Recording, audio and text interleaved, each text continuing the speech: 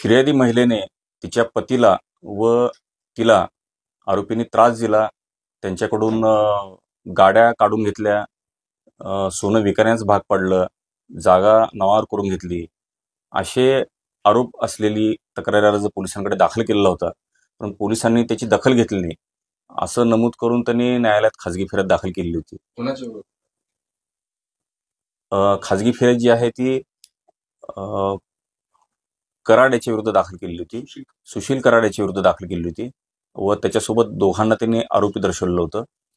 आणि ही फिर्याद खासगी फिर्याद न्यायालयात दाखल केल्यानंतर न्यायालयाने आरोपींना नोटीस काढली होती.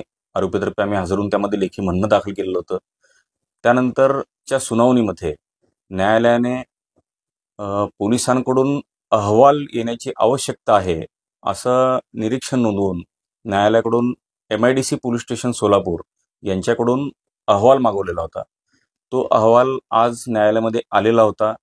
त्या अहवालामध्ये MIDC पोलिसांनी घडलेल्या सर्व घटना या परळी शहरामध्ये घडलेल्या आहेत असं नमूद केलेलं आहे.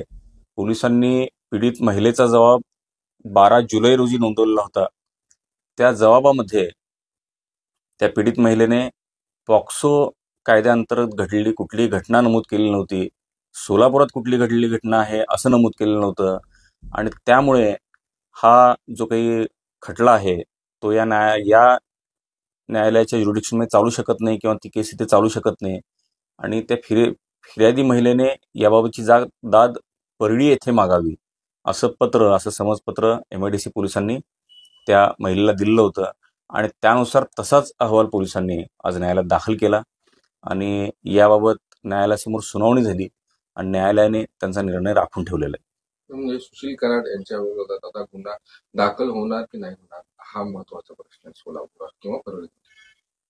न्यायालयाने सुनावणीच्या सुरुवातीलाच हा मुद्दा उपस्थित केलेला होता की दखलपात्र घटना या सगळ्या परळी शहरात घडल्या आहेत असे आरोप आहेत.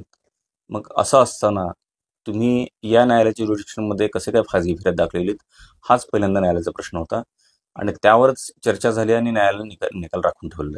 म्हणजे राखून ठेवला म्हणजे आता काय आहे त्यांना आता परळीला जावं लागेल फिर्याद द्यायला का सोलापुरात? न्यायालय काय निर्णय करेल हे आता मी सांगू शकत नाही, परंतु तो अंदाज असा आहे की घडल्या घटना या परळी शहरात घडलेल्या असल्यामुळं तिकडे दाद मागावी असं होऊ शकतं.